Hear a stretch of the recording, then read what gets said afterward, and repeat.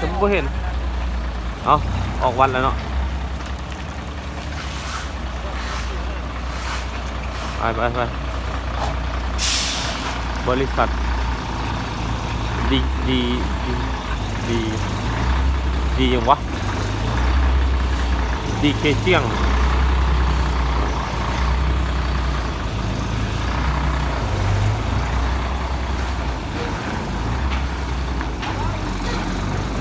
ดีเคเจียง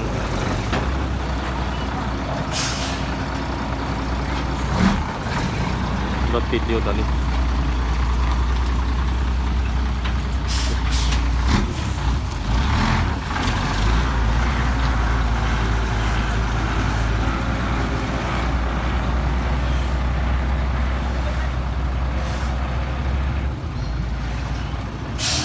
ดีเคเจียง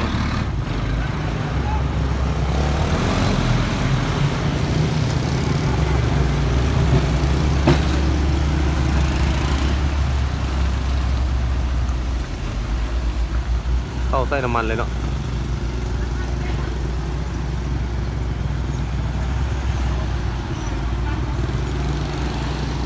รัดไกลๆไหมรัดไกลๆไหม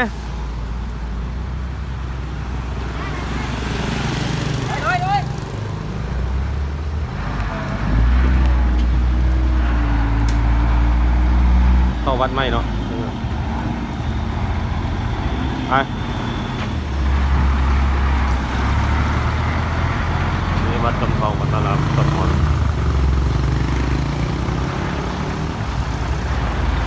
จัดดีเคเจียง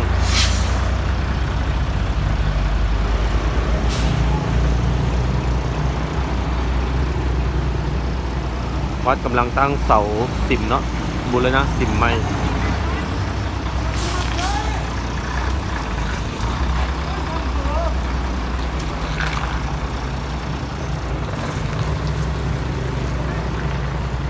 ศาลายังบ่แล้วเนาะ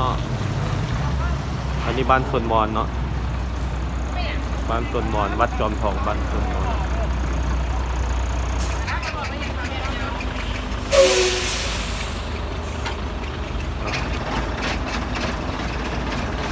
กำลังบูรณะสิมไหมเนาะ